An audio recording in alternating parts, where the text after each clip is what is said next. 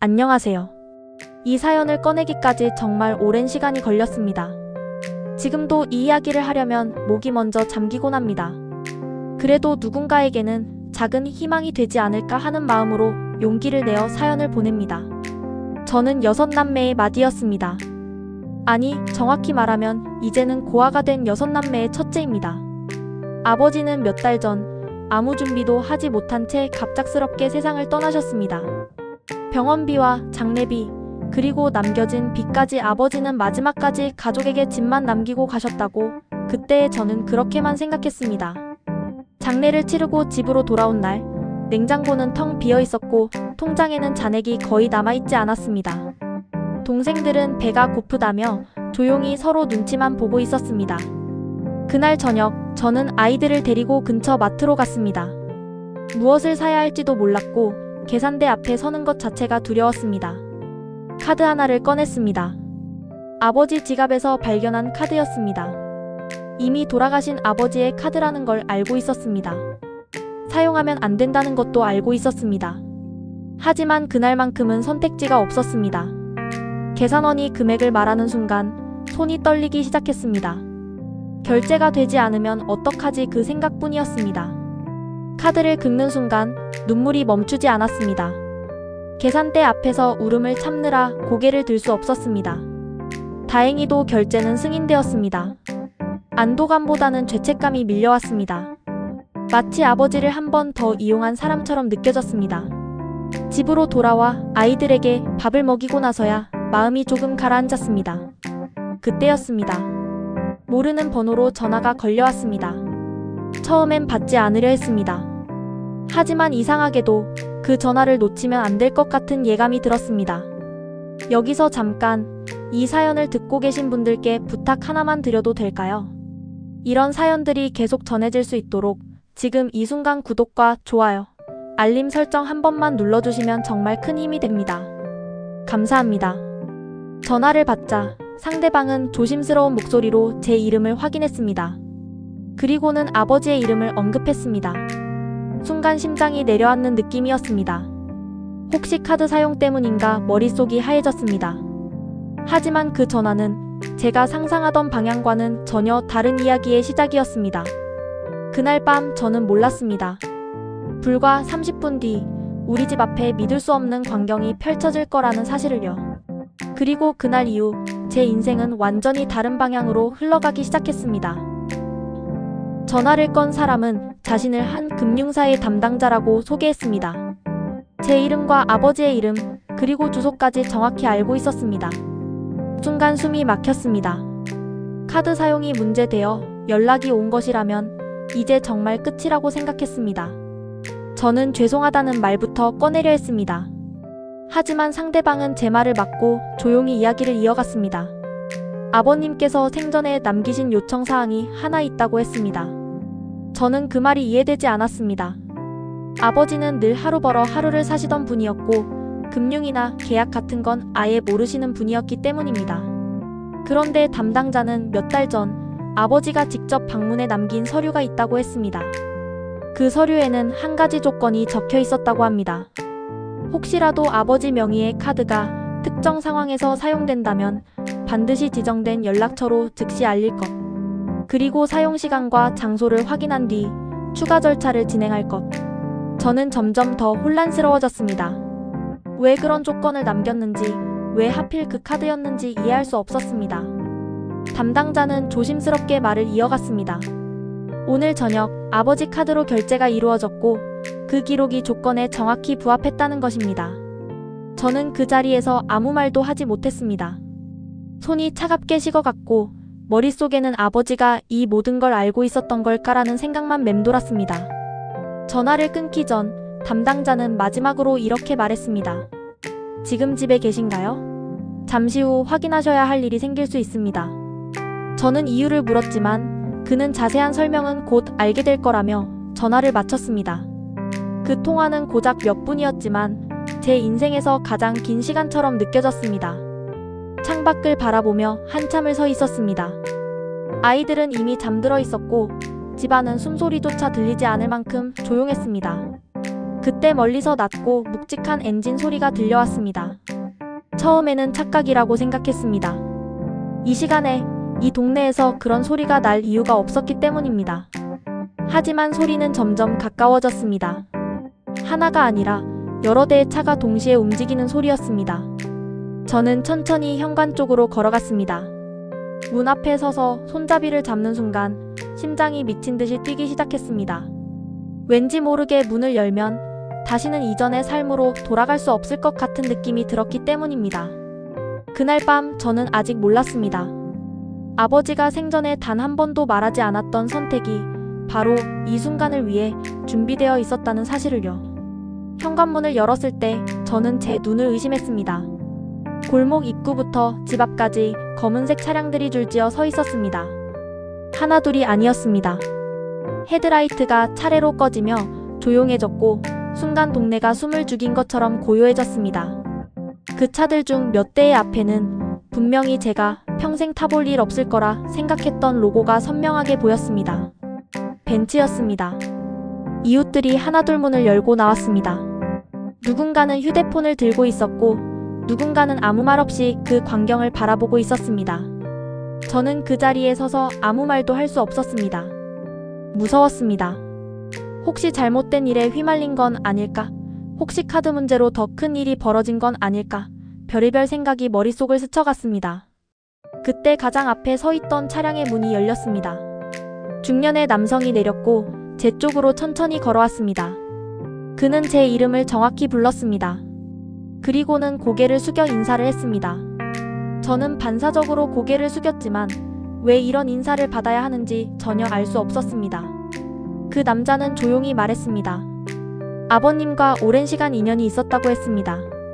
사업 파트너도 아니었고 친척도 아니었지만 인생에서 가장 힘들었던 시절을 함께 견뎌낸 사이라고 했습니다. 저는 그 말을 듣는 순간 가슴이 철렁 내려앉았습니다. 그런 이야기를 아버지에게서 단 한 번도 들은 적이 없었기 때문입니다. 남자는 주변을 둘러본 뒤 낮은 목소리로 말했습니다. 이 자리에 온 사람들은 모두 같은 이유로 왔다고 했습니다. 그리고 오늘 카드 결제가 이루어진 순간 아버지가 생전에 정해두었던 마지막 신호가 작동했다고 했습니다. 그 신호는 아버지가 더 이상 이 세상에 없다는 사실이 확인되고 남겨진 아이들이 실제로 궁지에 몰렸을 때만 유효하다고 했습니다. 저는 다리가 풀려 그 자리에 주저앉을 뻔했습니다. 아버지는 살아계실 때 늘 아무 말도 하지 않으셨습니다.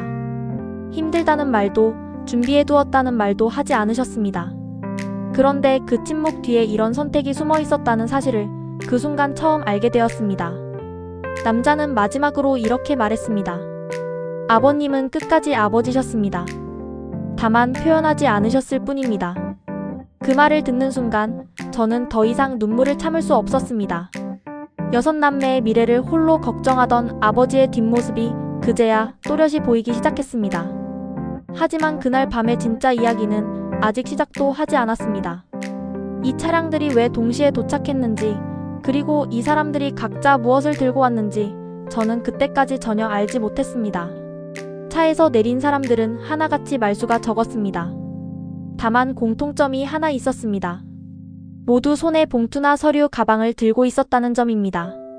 누군가는 두툼한 서류 봉투를, 누군가는 얇지만 단단해 보이는 파일을 들고 있었습니다. 그 모습을 보는 순간 저는 이 상황이 단순한 우연이 아니라는 사실을 본능적으로 느꼈습니다. 가장 앞에 서 있던 남성이 제게 다가와 봉투 하나를 건넸습니다. 제 이름이 또렷하게 적혀 있었습니다.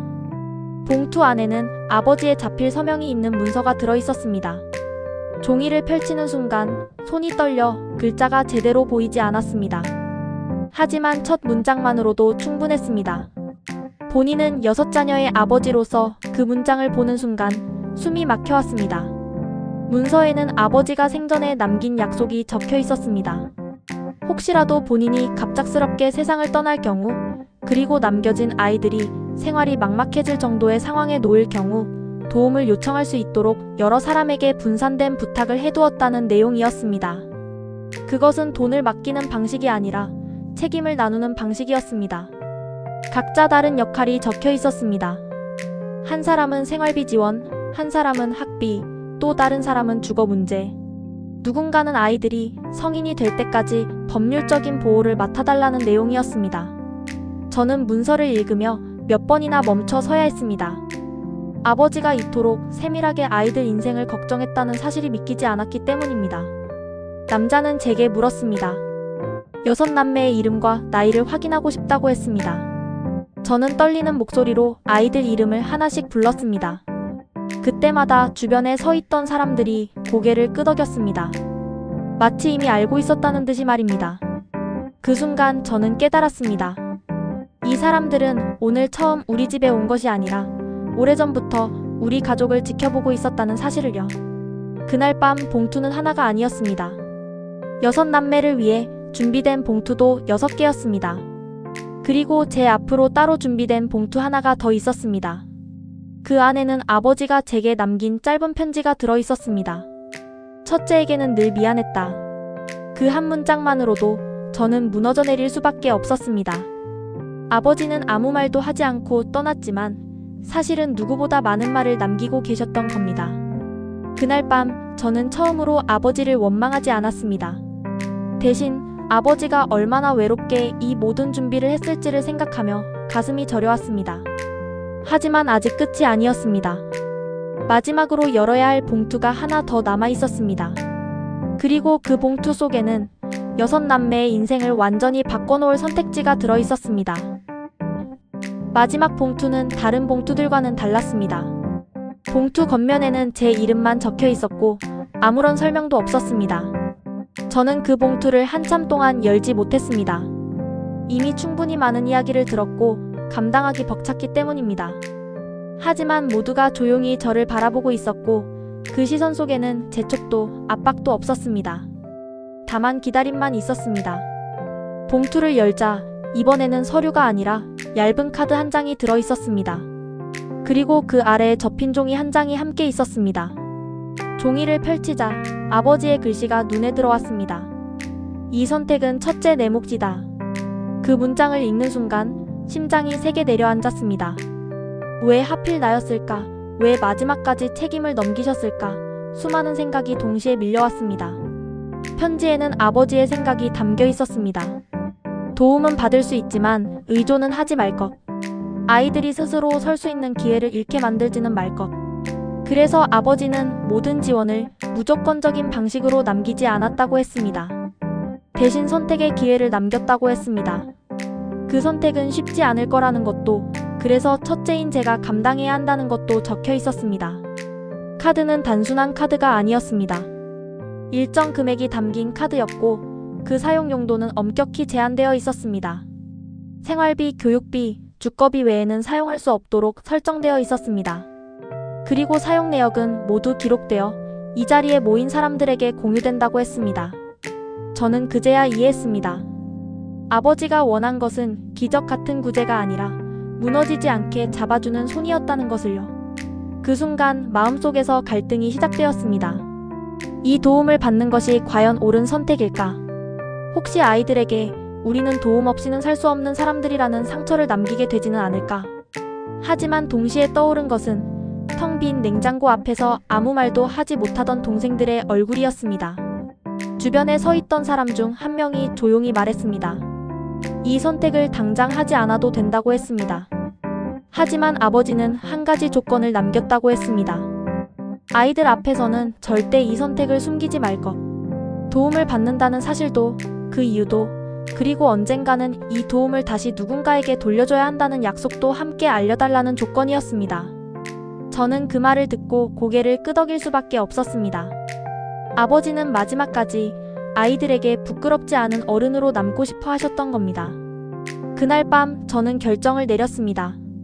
그리고 그 결정은 6남매의 내일을 완전히 바꿔놓는 시작이 되었습니다. 하지만 그 선택의 결과가 이렇게까지 클 줄은 그때의 저는 미처 알지 못했습니다. 동생들을 모두 거실로 불러 모으는 데에는 꽤 오랜 시간이 걸렸습니다. 아이들은 무슨 일이냐며 서로 눈치를 보았고 저는 쉽게 입이 떨어지지 않았습니다. 그날 밤의 일을 어떻게 설명해야 할지, 어디서부터 말해야 할지 알 수 없었기 때문입니다. 하지만 아버지가 남긴 조건이 떠올랐습니다. 숨기지 말 것. 그래서 저는 숨을 깊게 들이쉬고 천천히 이야기를 시작했습니다. 아빠가 우리에게 아무것도 남기지 않고 간 게 아니라고 말했습니다. 우리가 정말 힘들어졌을 때를 대비해 조용히 준비해둔 것이 있다고 말했습니다. 아이들은 처음엔 믿지 않는 눈치였습니다. 막내는 아빠가 정말 그런 걸 했을 리 없다고 말했고, 둘째는 울음을 터뜨렸습니다. 저는 그 반응이 오히려 고마웠습니다. 아이들이 아직 아빠를 그렇게 기억하고 있다는 증거였기 때문입니다. 저는 카드 이야기도, 오늘 밤 집 앞에 왔던 사람들 이야기도 모두 했습니다. 그리고 우리가 도움을 받게 될 수도 있지만 그건 공짜가 아니라는 점도 분명히 말했습니다. 언젠가는 우리가 다시 누군가를 도와야 한다는 약속이 함께 따라온다고 말했습니다. 그 말을 하면서 제 목소리가 몇 번이나 떨렸는지 모릅니다. 잠시 침묵이 흘렀습니다. 그때 셋째가 조용히 입을 열었습니다. 그럼 아빠는 지금도 우리 보고 있는 거야? 그 질문에 저는 아무 대답도 할 수 없었습니다. 대신 고개를 끄덕였습니다. 아이는 그제야 안도의 한숨을 내쉬었습니다. 그리고 이렇게 말했습니다. 그럼 괜찮아. 아빠가 우리 버린 거 아니잖아. 그 말 한마디에 그동안 꾹 눌러왔던 감정이 한꺼번에 터져나왔습니다. 저는 아이들 앞에서 처음으로 소리내어 울었습니다. 마디라는 이유로 괜찮은 척 버텨왔던 마음이 그제야 무너졌습니다. 아이들은 아무 말 없이 제 곁으로 다가와 앉았습니다. 그 순간 우리는 처음으로 남겨진 가족이 아니라 함께 버티는 가족이 되었습니다. 이 사연을 듣고 계신 분들께 이쯤에서 다시 한번 부탁드리고 싶습니다. 이런 이야기가 더 많은 분들께 전해질 수 있도록 지금 구독과 좋아요, 알림 설정을 눌러주신다면 정말 큰 힘이 됩니다. 누군가에게는 이 이야기가 오늘을 버티는 이유가 될지도 모르니까요. 그날 이후 집안의 공기가 조금씩 달라지기 시작했습니다. 불안은 여전히 있었지만 절망만 남아있지는 않았습니다. 마치 보이지 않는 곳에서 아버지가 우리를 지켜보고 있다는 느낌이 아이들 사이에 자연스럽게 퍼져나갔습니다. 하지만 진짜 변화는 그 다음날 아침에 찾아왔습니다. 그리고 그 변화는 우리 가족만의 이야기가 아니라 세상 밖으로 이어지기 시작했습니다. 다음날 아침, 평소보다 훨씬 이른 시간에 집 앞이 소란스러워졌습니다. 창밖에서 사람들 목소리가 들렸고 차문 여닫는 소리가 연달아 울렸습니다. 저는 잠결에도 심장이 먼저 반응했습니다. 혹시 어젯밤의 일이 꿈이 아니었음을 증명하듯 현실이 다시 문을 두드리는 느낌이었습니다. 문을 열자 어제 보았던 사람들 중 몇 명이 다시 서 있었습니다. 하지만 이번에는 그들만이 아니었습니다. 처음 보는 사람들이 더 많았습니다. 정장을 입은 사람도 있었고 평범한 옷차림의 중년 부부도 있었습니다. 모두가 같은 말을 했습니다. 어젯밤 이야기를 전해 들었다는 것이었습니다. 어젯밤 집 앞에 줄지어 섰던 차량들, 그리고 고아가 된 6남매 이야기. 그 짧은 시간 동안 그 소식은 생각보다 빠르게 퍼졌다고 했습니다. 누군가는 우연히 사진을 찍었고, 누군가는 그 광경을 지인에게 전했고, 또 누군가는 아버지의 이름을 기억해냈다고 했습니다. 그렇게 이야기는 사람들 사이를 건너 퍼져나갔습니다. 한 중년 여성은 제 손을 꼭 잡으며 말했습니다. 아버지에게 과거에 큰 도움을 받은 적이 있다고 했습니다. 그때는 감사 인사도 제대로 못하고 헤어졌는데 이제야 그 빚을 갚을 기회가 온 것 같다고 했습니다. 저는 아무 말도 할 수 없었습니다. 아버지가 제게 숨겨왔던 인연들이 하나둘 현실로 나타나고 있었기 때문입니다. 사람들은 각자 작은 제안을 내놓았습니다. 당장 필요한 물품을 지원하겠다는 사람, 아이들 공부를 도와주겠다는 사람, 병원이나 상담이 필요하면 언제든 연결해주겠다는 사람도 있었습니다. 그 누구도 큰 소리를 내지 않았고 생색을 내는 사람도 없었습니다. 모두가 조용히 그러나 분명한 마음으로 그 자리에 서 있었습니다. 그 모습을 보며 저는 깨달았습니다. 어젯밤 벤츠가 줄지어 들어온 장면보다 더 큰 기적은 바로 이 평범한 사람들의 발걸음이라는 것을요. 아버지는 돈만 남긴 것이 아니었습니다. 사람을 남겼고 관계를 남겼고 결국 마음을 남겼던 겁니다. 동생들이 하나둘 문 뒤에서 모습을 드러냈습니다. 아이들은 처음엔 어색해했지만 사람들이 건네는 따뜻한 말 한마디에 조금씩 얼굴이 풀어졌습니다. 누군가는 아이들 머리를 쓰다듬으며 말했습니다. 너희 아빠 정말 좋은 분이셨어. 그 말에 아이들 눈빛이 달라졌습니다. 아빠를 자랑스러워해도 된다는 허락을 받은 것처럼 보였습니다. 그날 아침 우리 집은 처음으로 불쌍한 집이 아니라 응원받는 집이 되었습니다. 그리고 저는 그때 처음으로 알았습니다. 어젯밤의 선택이 단지 우리 가족만을 살리는 결정이 아니었다는 것을요. 하지만 아직 마지막 이야기가 남아 있었습니다. 아버지가 이 모든 일을 준비한 진짜 이유, 그리고 이 도움의 끝에 반드시 지켜야 할 약속이 무엇인지 저는 곧 알게 되었습니다. 사람들이 하나둘 돌아간 뒤 집안은 다시 조용해졌습니다. 하지만 전날과는 전혀 다른 정적이었습니다. 불안으로 가득 찬 침묵이 아니라 무언가가 시작되기 직전의 고요함 같았습니다. 그때 어제 보았던 남성 중 한 분이 다시 제게 다가와 조심스럽게 말을 꺼냈습니다. 아직 전해드리지 않은 이야기가 하나 남아있다고 했습니다. 그 이야기는 아버지가 생전에 남긴 마지막 부탁에 관한 것이었습니다. 아버지는 도움을 받는 기간을 명확히 정해두었다고 했습니다. 영원히 기대어 살지 않게 하기 위해서였다고 합니다. 일정 시간이 지나면 지원은 자연스럽게 줄어들고 멈추게 되어 있었습니다. 대신 그 시간 동안 아이들이 스스로 설 수 있도록 준비하라는 메시지가 함께 남겨져 있었습니다. 아버지는 그 부탁을 이렇게 표현했다고 했습니다. 아이들이 나 때문에 약해지지는 않았으면 좋겠습니다. 그 말을 들었을 때 저는 아버지의 목소리가 바로 옆에서 들리는 것처럼 느껴졌습니다. 늘 무뚝뚝했지만 누구보다 자존심 강했던 아버지의 모습이 떠올랐습니다. 도움을 받되 고개를 숙이지 말라는 뜻이었습니다.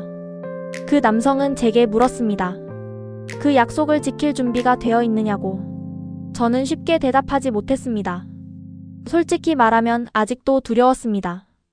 다시 모든 것이 끊겨버릴까봐, 아이들이 또다시 상처를 받을까봐 겁이 났습니다. 하지만 동시에 이 기회를 제대로 살리지 못한다면 아버지의 마음을 배신하는 것 같았습니다. 그날 밤 저는 잠들지 못하고 오랫동안 천장을 바라보았습니다. 만약 아버지가 살아계셨다면 저는 어떤 선택을 했을까 생각해 보았습니다. 그리고 문득 깨달았습니다. 아버지는 답을 이미 남겨두셨다는 것을요. 선택의 무게를 제게 넘긴 이유는 제가 그 무게를 견딜 수 있다고 믿었기 때문이라는 것을요. 다음 날부터 저는 작은 변화들을 시작했습니다. 아이들과 함께 하루 일과를 정리했고 각자의 역할을 정했습니다. 누군가는 공부를, 누군가는 집안일을, 누군가는 동생을 돌보는 일을 맡았습니다. 우리는 도움을 받는 가족이 아니라 다시 서기 위해 준비하는 가족이 되기로 했습니다. 이 사연을 듣고 계신 분들께 이쯤에서 다시 한번 말씀드리고 싶습니다. 혹시 지금 인생이 막막하다고 느껴지신다면 도움을 받는 것을 부끄러워하지 않으셔도 됩니다. 다만 그 도움을 어떻게 쓰느냐는 선택만큼은 스스로 하셔야 합니다. 그래서 이 이야기가 마음에 닿으셨다면 구독과 좋아요, 알림 설정으로 함께 해주시길 부탁드립니다. 그때 저는 알지 못했습니다. 이 약속을 지키는 과정에서 우리 가족이 세상에 다시 전해야 할 또 하나의 이야기가 생길 거라는 사실을요. 그리고 그 이야기는 아버지가 가장 바라던 결말로 향하고 있었습니다. 9페이지. 시간은 생각보다 빠르게 흘러갔습니다. 하루하루를 버티듯 살던 시절과는 달리 우리는 조금씩 계획이라는 것을 세우기 시작했습니다. 아침에 눈을 뜨면 오늘 해야 할 일이 있었고 밤이 되면 서로의 하루를 나누는 시간이 생겼습니다. 아주 사소한 변화였지만 그 사소함이 우리를 다시 사람답게 만들어주고 있었습니다. 아이들은 변하고 있었습니다. 예전에는 작은 일에도 쉽게 위축되던 아이들이 어느 순간부터 자신의 의견을 말하기 시작했습니다. 막내는 학교에서 있었던 일을 먼저 이야기했고 셋째는 스스로 학습 계획을 적어오기 시작했습니다. 저는 그 모습을 보며 깨달았습니다. 도움이 아이들을 망치는 게 아니라 방향을 잡아주고 있다는 사실을요. 지원은 약속대로 점점 줄어들었습니다. 처음에는 불안했습니다. 혹시 다시 예전으로 돌아가지는 않을까? 아이들이 또다시 상처받지는 않을까 걱정이 앞섰습니다. 하지만 이상하게도 그때쯤 우리는 이미 스스로 버틸 힘을 조금씩 갖추고 있었습니다. 아버지가 말한 기대지 말 것이라는 말의 의미를 그제야 이해하게 되었습니다. 어느 날 아이들 중 하나가 제게 이렇게 말했습니다. 형, 우리 이제 아빠 덕분에 산 거 맞지? 저는 고개를 끄덕였습니다. 그러자 아이는 다시 말했습니다. 그럼 우리도 나중에 누군가 살려야 되는 거지? 그 말을 듣는 순간 저는 아무 대답도 할 수 없었습니다. 이미 아버지가 남긴 약속이 아이들 마음속에 자연스럽게 자리 잡고 있었기 때문입니다. 그날 밤 저는 처음으로 아버지의 사진 앞에 앉아 오래 이야기를 했습니다. 원망도 후회도 아닌 감사의 말이었습니다. 말없이 준비해두고 말없이 떠나가신 아버지. 그 침묵이 얼마나 큰 사랑이었는지를 이제야 알 것 같았습니다. 이 이야기를 들으시는 분들 중에도 혹시 스스로를 짐이라고 느끼며 버티고 계신 분이 계실지도 모르겠습니다. 하지만 꼭 말씀드리고 싶습니다.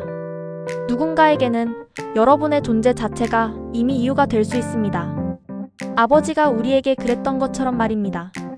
우리는 여전히 완벽하지 않습니다. 여전히 부족하고 여전히 불안합니다. 하지만 분명한 건 더 이상 혼자가 아니라는 사실입니다. 그리고 이 이야기는 아직 끝나지 않았습니다. 마지막으로 전해야 할 말이 하나 더 남아 있습니다. 아버지가 가장 바랐을, 그리고 제가 이제야 전할 수 있게 된 그 말입니다. 10페이지 일부 마지막. 지금 이 사연을 끝내며 저는 한 가지 질문을 스스로에게 던져봅니다. 과연 우리는 정말 운이 좋았던 걸까요? 아니면 누군가의 준비 덕분에 살아남을 수 있었던 걸까요? 아버지는 떠나기 전까지 단 한 번도 자랑하지 않으셨습니다. 누구를 도왔는지, 누구에게 어떤 인연을 남겼는지, 그리고 우리 6남매를 위해 무엇을 준비했는지 끝까지 말하지 않으셨습니다. 하지만 돌아가신 뒤에야 알게 되었습니다. 아버지는 돈이 아니라 길을 남기고 가셨다는 것을요. 죽은 아버지의 카드로 결제하던 그날, 저는 가장 비참한 사람이었습니다. 법적으로도 마음으로도 넘어서는 안 될 선을 넘었다고 생각했습니다. 하지만 지금은 알겠습니다. 그 결제는 부끄러운 선택이 아니라 아버지가 마지막으로 열어두신 문이었다는 것을요. 그날 밤 집 앞에 들어왔던 벤츠들, 그 장면만 보면 사람들은 말합니다. 기적이다. 하지만 저는 이제 다르게 말하고 싶습니다. 그건 기적이 아니라 시간을 들여 쌓아 올린 신뢰의 결과였다고요.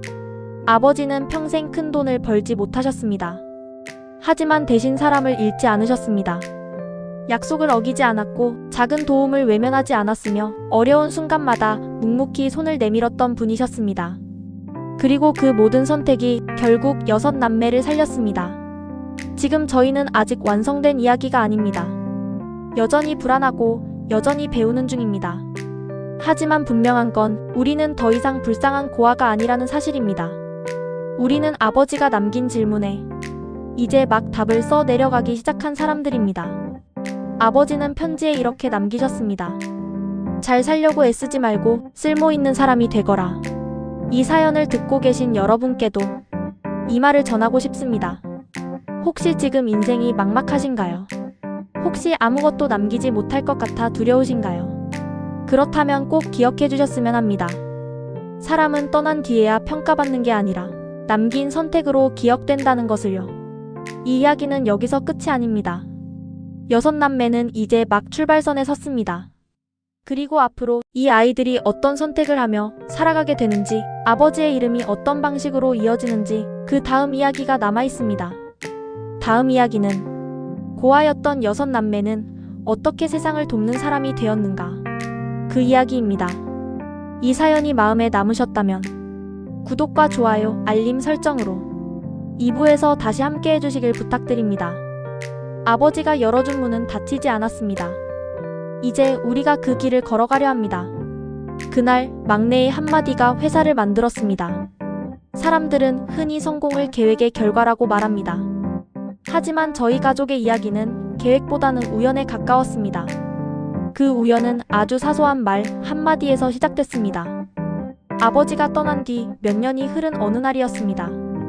우리는 여전히 바쁘게 살고 있었지만 넉넉하다고 말하기엔 부족한 형편이었습니다.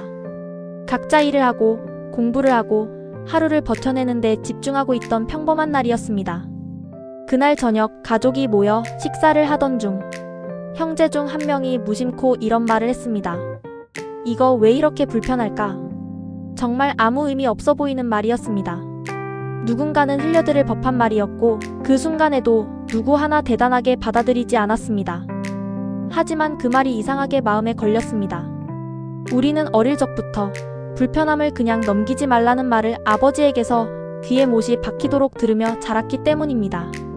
그날 이후 우리는 그 불편함에 대해 이야기하기 시작했습니다. 누군가는 종이에 적어보자고 했고 누군가는 이게 정말 필요가 있는지부터 따져보자고 했습니다. 처음에는 웃으면서 시작한 이야기였지만 점점 대화는 진지해졌고 어느 순간부터는 이게 단순한 불평이 아니라 제품이 될 수도 있겠다는 생각으로 이어졌습니다. 돈은 많지 않았습니다. 하지만 시간을 아끼지 않았습니다. 퇴근 후 주말마다 모여 아이디어를 다듬었고 시장에 비슷한 게 있는지 조사했고 왜 기존 제품들이 만족스럽지 않은지 하나씩 짚어나갔습니다. 그 과정에서 우리는 다시 한번 아버지를 떠올렸습니다. 아버지는 늘 말했습니다. 돈은 없어도 생각은 아끼지 마라. 첫 제품은 솔직히 말해 초라했습니다. 포장도 투박했고 디자인도 세련되지 않았으며 유통망도 제대로 갖추지 못했습니다. 그럼에도 불구하고 그 제품에는 분명한 한 가지가 있었습니다. 사람들이 실제로 겪는 불편을 정확히 건드렸다는 점이었습니다. 처음 반응은 예상보다 빨랐습니다. 입소문이 났고 후기가 하나둘 쌓이기 시작했습니다. 이거 왜 이제 나왔나요? 이런 거 찾고 있었어요. 그 말을 보는 순간 우리는 서로를 바라봤습니다. 그리고 그때 처음으로 이런 생각을 했습니다. 이건 그냥 해프닝이 아닐지도 모른다. 그날 밤 우리는 결정을 내렸습니다. 취미처럼 하던 이 일을 제대로 된 사업으로 만들어 보자고 말입니다. 그 선택이 훗날 대한민국 산업지도 한켠에 우리 이름이 남게 될 시작이 될 줄은 그때의 우리는 상상조차 하지 못했습니다. 제목. 주문이 멈추지 않던 날 우리는 회사가 되었습니다.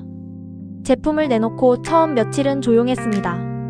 하루에 주문이 한두 건 들어오면 그걸로도 서로에게 메시지를 보내며 설렜습니다. 하지만 일주일쯤 지나자 분위기가 달라졌습니다. 아침에 눈을 뜨면 주문 알림이 쌓여 있었고 퇴근하고 돌아오면 또다시 알림이 울렸습니다. 처음에는 오류가 난 줄 알았습니다. 가장 먼저 반응한 건 온라인이었습니다. 누군가 올린 사용 후기가 퍼졌고 그 글 아래로 댓글이 줄줄이 달렸습니다. 이거 어디서 살 수 있나요? 재입고 언제 되나요? 그 질문에 답을 다는 것조차 버거워지기 시작했습니다. 문제는 물량이었습니다. 처음 만든 수량은 솔직히 말해 가족끼리 써도 남을 정도라고 생각했습니다. 하지만 주문은 그 예상을 단숨에 무너뜨렸습니다. 며칠 만에 재고는 바닥이 났고 우리는 급하게 다음 생산을 논의해야 했습니다. 그때까지도 우리는 아직 회사라는 단어를 쓰지 못하고 있었습니다. 그저 열심히 하는 가족일 뿐이라고 스스로를 낮추고 있었습니다. 하지만 어느 날 한 통의 전화가 걸려왔습니다. 전국 단위로 유통망을 가진 업체였습니다. 제품을 직접 보고 싶다며 미팅을 요청했습니다. 전화를 끊고 한동안 아무 말도 하지 못했습니다. 그 순간 우리는 처음으로 깨달았습니다. 이건 더 이상 작은 실험이 아니라는 것을요. 미팅 자리에서 상대방은 단도직입적으로 말했습니다. 이 제품 전국으로 풀면 됩니다. 그 말 한마디에 머릿속이 새하얘졌습니다. 전국이라는 단어는 우리가 한 번도 상상하지 않았던 범위였기 때문입니다. 하지만 동시에 가슴 한쪽이 뜨겁게 뛰기 시작했습니다.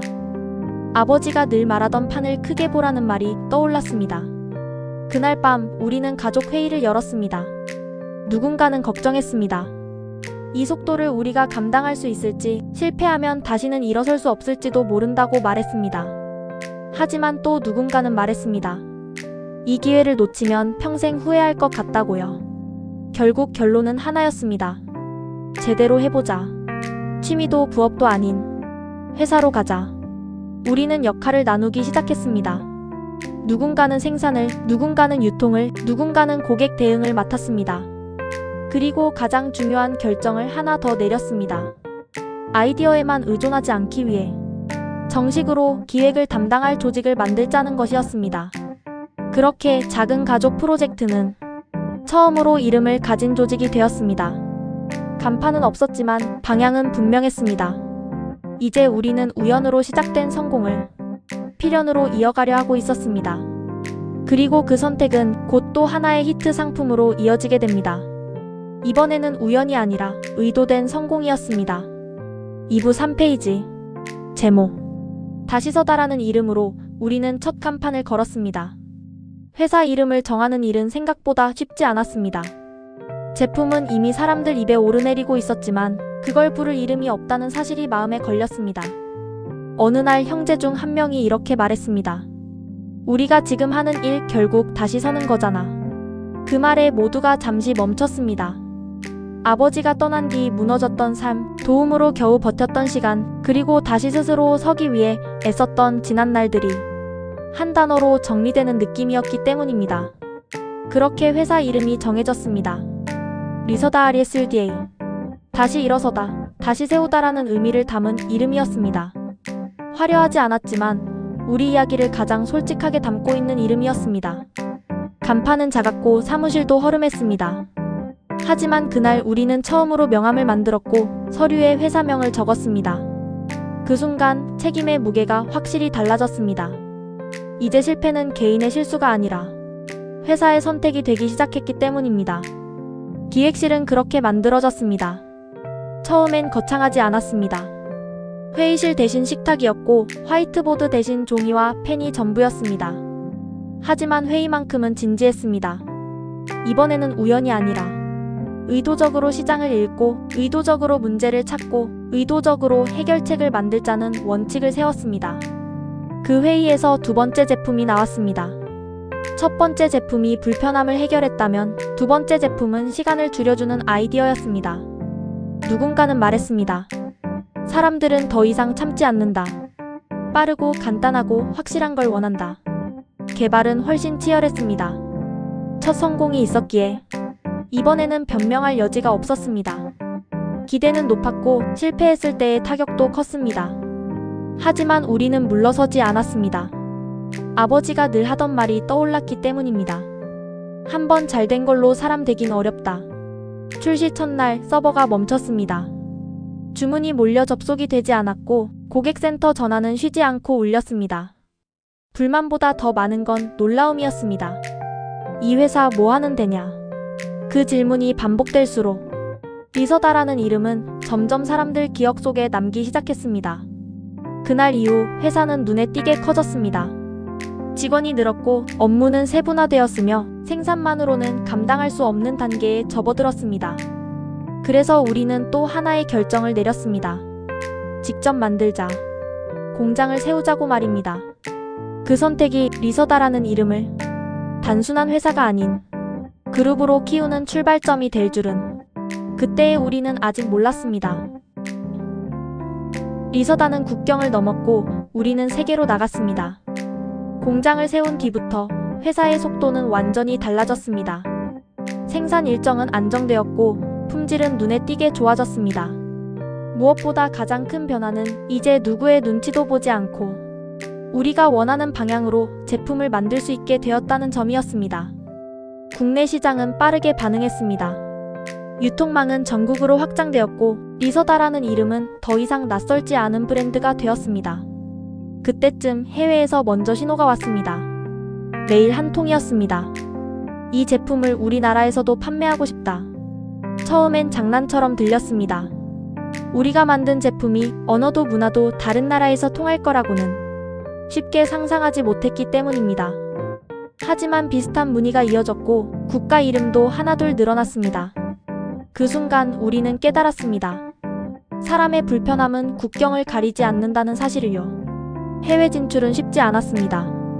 인증 문제, 물류, 관세, 그리고 무엇보다 문화의 차이가 벽처럼 느껴졌습니다. 하지만 우리는 포기하지 않았습니다.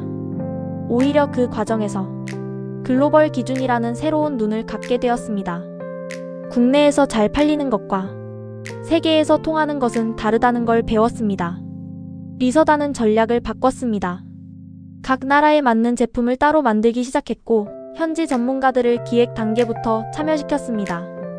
그때 처음으로 해외 지사가 생겼고 현지 직원들이 합류했습니다. 회의실에서는 한국어와 영어가 섞여 들리기 시작했고 지도 위에는 점점 더 많은 나라의 핀이 꽂혔습니다. 어느새 우리는 비행기를 타고 세계를 오가고 있었습니다. 아시아를 시작으로 유럽, 북미, 중동까지 전시회와 박람회, 파트너 미팅이 이어졌고 RESUDA라는 로고는 세계 여러 도시에서 낯설지 않은 이름이 되었습니다. 그 과정에서 회사는 또 한 번 변했습니다. 국내 중심의 회사가 아니라 글로벌 조직으로 재편되기 시작한 것입니다. 본사는 전략을, 각 국가는 실행을 맡는 구조가 만들어졌고 계열사들은 자연스럽게 역할을 나누기 시작했습니다. 그때 공식적으로 그룹명이 정해졌습니다. 리서다 그룹 RESUDHR OUP. 하나의 회사가 아니라 여러 산업과 국가를 잇는 이름이었습니다. 직원 수는 수천 명을 넘어 어느 순간 수만 명을 향해 가고 있었습니다. 사람들은 말했습니다. 대한민국에서 손꼽히는 기업이 되었다고. 하지만 우리에게 그 말은 목표가 아니라 과정일 뿐이었습니다. 왜냐하면 아버지가 남긴 마지막 조건이 아직 완성되지 않았기 때문입니다. 성공보다 먼저 해야 할 일이 하나 더 남아 있었습니다. 그건 바로 이 성공을 어떻게 세상에 돌려줄 것인가였습니다. 회장이 되기 전 우리는 먼저 평범한 남편이었습니다. 사람들은 종종 묻습니다. 그렇게 큰 회사를 일구면서 가정은 어떻게 지켜냈느냐고 말입니다. 하지만 솔직히 말씀드리면 우리는 처음부터 가정을 지킬 줄 아는 사람들이 아니었습니다. 그저 배운 대로 살았을 뿐입니다. 아버지가 보여주셨던 그 모습 그대로 말입니다. 형제 중 가장 먼저 결혼한 것은 큰형이었습니다. 상대는 회사 사람도 재벌가의 딸도 아니었습니다. 작은 출판사에서 일하던 아주 평범한 여성이었습니다. 큰형은 말했습니다. 일보다 사람을 먼저 보는 사람이 좋다고요. 그 선택은 훗날 회사의 방향을 바꾸는 결정이 되었습니다. 결혼 후에도 큰형의 아내는 처음부터 경영에 관여하지 않았습니다. 대신 회사 내부 문서를 꼼꼼히 읽기 시작했고 직원들의 불편을 적어두는 노트를 만들었습니다. 그리고 어느 날 조용히 말했습니다. 이 회사는 숫자보다 사람이 먼저 움직여야 오래가요. 그 말은 훗날 리서다 그룹의 인사 철학이 되는 문장의 시작이었습니다. 둘째의 결혼은 조금 달랐습니다. 둘째는 거래처에서 만난 직원과 사랑에 빠졌습니다. 늘 계약서와 숫자만 보던 둘째가 사람을 보게 된 순간이었습니다. 그의 아내는 숫자에 강했고 회계와 재무 흐름을 한눈에 읽는 사람이었습니다. 결혼 후 자연스럽게 계열사 재무팀을 정비했고 그 계열사는 가장 먼저 안정적인 수익 구조를 갖추게 되었습니다. 셋째는 늦게 결혼했습니다. 회사의 모든 시간을 쏟던 사람이었기 때문입니다. 그가 선택한 사람은 회사 외부에 완전히 다른 세계에 있던 사람이었습니다. 사회복지 현장에서 일하던 여성이었습니다. 그 만남은 우연이었지만 그 선택은 필연처럼 느껴졌습니다. 그녀는 말했습니다. 이 회사가 가진 힘, 세상에 쓸 방법이 있어요. 그 말은 훗날 리서다 복지재단의 씨앗이 됩니다. 결혼은 형제들을 바꾸어 놓았습니다. 회사가 전부였던 사람들이 집으로 돌아와 아이를 안고 밤잠을 설쳐가며 육아를 하게 되었습니다. 아이들이 태어나자 우리는 처음으로 미래를 숫자가 아닌 시간으로 계산하기 시작했습니다. 아이들이 아빠라고 부르는 순간 우리는 깨달았습니다. 회사는 커질 수 있지만 가정이 무너지면 아무 의미가 없다는 것을요. 며느리들은 단순한 가족이 아니었습니다. 그들은 각자의 자리에서 계열사를 키워냈고 조용히 조직 문화를 바꾸어 나갔습니다. 강압이 아니라 신뢰로, 속도가 아니라 지속으로 회사를 움직이게 했습니다. 그렇게 리서다 그룹은 사업과 가정이 함께 성장하는 드문 구조의 기업이 되어갔습니다. 그리고 그 변화는 다음 세대에게까지 이어지기 시작했습니다. 2부 7페이지 제목 회사의 확장보다 더 어려웠던 건 가족이 되는 일이었습니다. 넷째의 결혼은 형제들 사이에서도 가장 조심스러운 이야기였습니다. 넷째는 어릴 때부터 책임감이 강한 사람이었지만 그만큼 마음을 쉽게 열지 않는 사람이었습니다. 그가 선택한 사람은 회사와는 아무 관련 없는 작은 식당에서 일하던 여성이었습니다. 화려함과는 거리가 멀었지만 사람을 대하는 태도만큼은 누구보다 단단한 사람이었습니다. 결혼을 앞두고 주변에서는 말이 많았습니다. 이제는 어울리는 사람을 만나야 하지 않느냐. 회사 이미지도 생각해야 하지 않느냐. 하지만 넷째는 단호했습니다. 내 인생은 회사보다 길다고 말했습니다. 그 말은 형제들 마음속에도 오래 남았습니다. 결혼 후 넷째의 아내는 회사에 바로 들어오지 않았습니다. 대신 현장을 택했습니다. 유통 창고, 매장, 고객센터를 직접 돌며 사람들의 이야기를 들었습니다. 그리고 어느 날 조용히 보고서를 하나 내놓았습니다. 그 보고서는 단순한 자료가 아니라 현장의 언어로 쓰인 회사의 현실이었습니다. 그 계열사는 그때부터 가장 낮은 이직률을 기록하게 됩니다. 다섯째의 결혼은 조금 더 평범했습니다. 학교 동창이었고 서로의 부족함을 오래전부터 알고 있던 사이였습니다. 그의 아내는 말수가 적었지만 정리와 구조에 강한 사람이었습니다. 회사에 합류한 뒤 복잡하던 내부 시스템을 하나씩 정리했고 업무 속도는 눈에 띄게 빨라졌습니다. 다섯째는 말했습니다. 나는 방향을 잡고 아내는 길을 만든다고요. 막내의 결혼은 가장 늦었습니다. 막내는 형제들 중 가장 자유로운 사람이었고 가장 오래 방황했던 사람이었습니다. 그가 만난 사람은 아이들을 가르치는 평범한 교사였습니다. 막내는 그녀에게서 돈으로는 살 수 없는 기준을 배웠다고 말했습니다. 아이들 앞에서 부끄럽지 않은 어른이 되는 법 말입니다. 결혼은 형제들을 바꾸어 놓았습니다. 회의실에서 날카롭던 사람들이, 집에서는 아이 휴식 비율을 고민했고 출장을 다니던 사람들이 아이의 첫걸음을 놓치지 않기 위해 일정을 조정했습니다. 회사는 여전히 커졌지만 삶의 중심은 조금씩 가정으로 이동하고 있었습니다. 아이들이 태어나기 시작했습니다.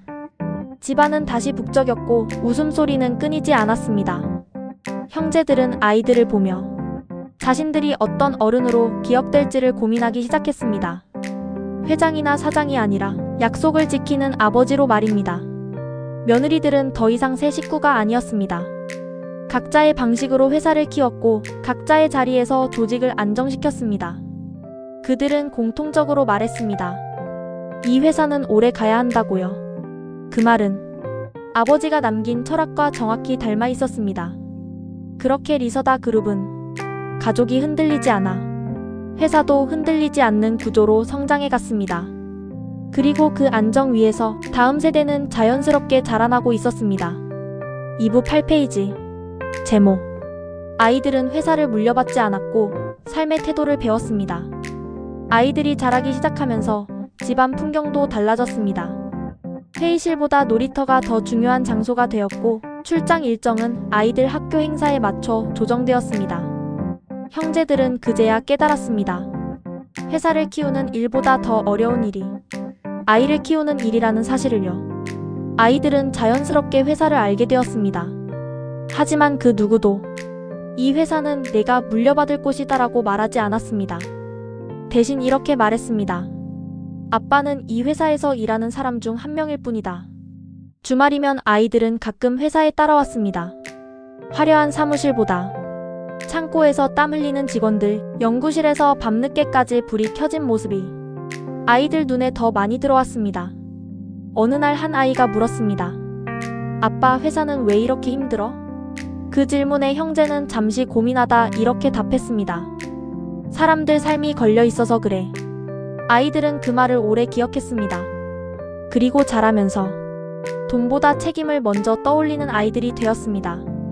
누군가는 환경에 관심을 가졌고 누군가는 사람을 돕는 일에 마음을 두었으며 누군가는 기술보다 윤리를 먼저 공부하겠다고 말했습니다.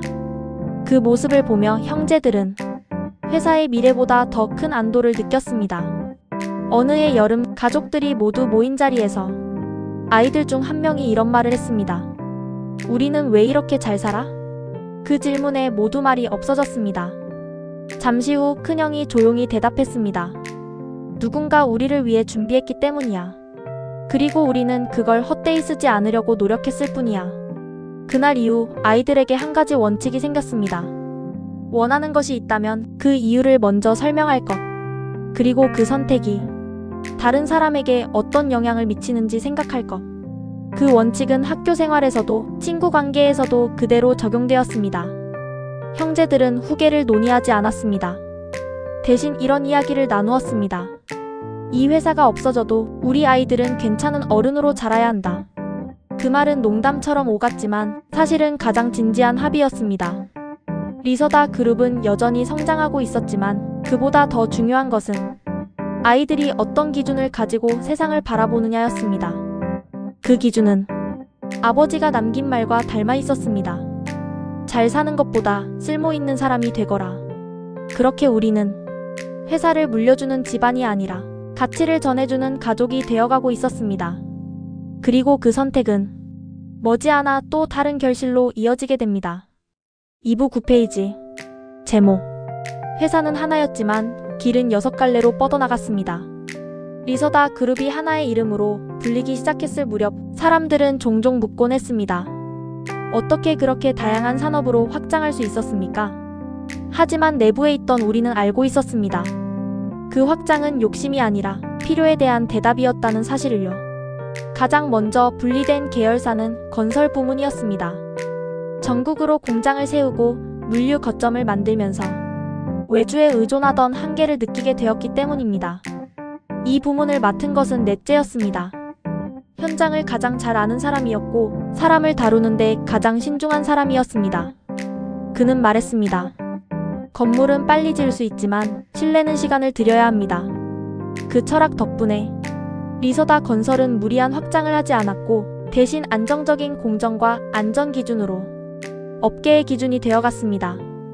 화학과 소재 부문은 셋째의 영역이었습니다. 제품의 원가와 품질을 동시에 잡기 위해 핵심 소재를 직접 개발해야 한다는 판단이었습니다. 처음엔 반대도 많았습니다. 위험 부담이 컸기 때문입니다. 하지만 셋째는 고집스럽게 밀어붙였습니다. 기술이 없으면 회사는 결국 남의 손에 흔들립니다. 그 선택은 수년 뒤 원가 경쟁력과 품질 안정이라는 두 마리 토끼를 모두 잡는 결과로 이어졌습니다. 유통부문은 다섯째가 맡았습니다. 그의 강점은 복잡한 구조를 단순하게 만드는 능력이었습니다. 전국 물류망을 하나의 흐름으로 묶었고 온라인과 오프라인을 분리하지 않았습니다. 고객은 채널을 나누지 않습니다. 그 말은 리서다 유통이 빠르게 성장하는 기준이 되었습니다. 결국 유통은 그룹 전체의 혈관 역할을 하게 되었습니다. 항공과 물류는 막내의 선택이었습니다. 가장 젊었고 가장 세계를 자주 오가던 사람이었습니다. 해외 진출이 늘어나면서 시간과 이동이 경쟁력이 되는 순간이 왔습니다. 막내는 말했습니다. 우리가 움직이지 않으면 기회는 다른 회사 비행기를 타고 날아갑니다. 그 도전은 리서다를 진정한 글로벌 기업으로 만드는 결정적 계기가 되었습니다. 조선과 철강은 큰형의 목기였습니다. 가장 무거운 산업, 가장 오래 걸리는 산업이었습니다. 그는 단기 성과보다 국가 산업의 뿌리를 고민했습니다. 누군가는 오래 버티는 산업을 맡아야 합니다. 그 선택 덕분에 리서다는 외부 환경이 흔들릴 때마다 중심을 잃지 않을 수 있었습니다. 백화점과 호텔은 둘째와 며느리들의 협업으로 성장했습니다. 단순한 소비 공간이 아니라 사람들이 머무는 경험을 만드는 공간으로 설계되었습니다. 서비스의 기준은 가정에서 배운 태도였습니다. 손님을 맞는다는 건 가족을 맞는 것과 다르지 않다. 그 철학은 리서다 브랜드의 얼굴이 되었습니다. 이 모든 계열사의 공통점은 하나였습니다. 가족 중 누군가의 이름을 내세우기보다 책임을 전면에 두었다는 점입니다. 각자의 성향과 경험이 산업의 방향을 결정했고 그 조합이 리서다 그룹의 성장 동력이 되었습니다. 회사는 커졌지만 형제들은 여전히 같은 질문을 공유하고 있었습니다. 이 선택이 사람을 살리는가? 그 질문이 있는 한 리서다는 방향을 잃지 않을 거라는 조용한 확신이 있었습니다. 2부 10페이지 마무리. 제목. 아버지는 떠났지만 이야기는 아직 걷고 있습니다. 사람들은 지금의 리서다 그룹을 보며 말합니다. 기적 같은 성공이라고, 자수성가의 표본이라고, 대한민국을 대표하는 기업이라고 말입니다. 하지만 이 모든 이야기를 가장 가까이에서 지켜본 저희는 조금 다른 이름으로 이 시간을 기억합니다. 기다림의 결과라고 말입니다.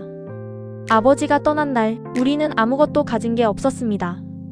카드 한 장, 눈물 섞인 결제 한 번, 그리고 6남매의 불안한 밤이 전부였습니다. 그날에 우리는 상상하지 못했습니다.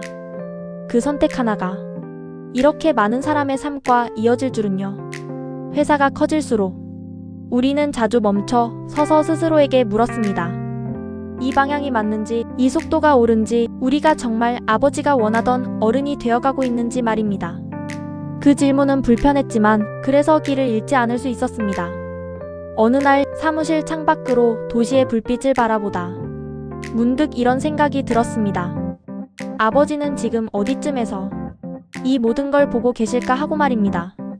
그리고 이상하게도 성공했을 때보다 사람을 살렸을 때 더 가까이 느껴졌습니다. 리서다는 더 이상 한 가족의 회사가 아닙니다. 수만 명의 직원이 일하고 수많은 가정의 내일이 걸린 공동체가 되었습니다. 건설 현장에서, 공장 라인에서, 비행기 활주로에서, 백화점과 호텔 로비에서 각자의 삶을 안고 일하는 사람들이 이 이야기의 주인공이 되었습니다. 우리는 더 이상 어디까지 커질 것인가를 묻지 않습니다. 대신 어디까지 책임질 수 있는가를 묻습니다. 그 질문이 있는 한 이 회사는 방향을 잃지 않을 거라 믿습니다. 아이들은 잘하고 있습니다. 아직은 회사를 모르고 숫자의 무게도 모릅니다. 하지만 언젠가 이 이야기를 들려줄 날이 오겠지요. 너희는 대단한 회사를 물려받은 게 아니라 누군가의 선택 위에 서 있다는 사실을 기억해 달라고 말입니다. 혹시 이 이야기를 듣고 계신 여러분 중에 지금 인생의 바닥에 서 계신 분이 있다면 꼭 전하고 싶은 말이 있습니다. 오늘의 선택이 내일의 전부가 되지는 않습니다. 하지만 오늘의 태도는 언젠가 반드시 누군가를 살립니다. 아버지는 떠났습니다. 하지만 아버지가 남긴 질문은 아직도 우리 곁에 남아 있습니다. 너는 어떤 어른으로 기억되고 싶은가? 이 이야기는 여기서 잠시 멈춥니다. 끝이 아니라 다음 페이지를 넘기기 전에 쉼표입니다. 어쩌면 언젠가 아이들의 선택으로 또 다른 이야기로 다시 이어질지도 모르겠습니다. 그날이 오면 우리는 이렇게 말할 겁니다. 모든 것은 한 번의 눈물 어린 결제에서 시작되었다고요.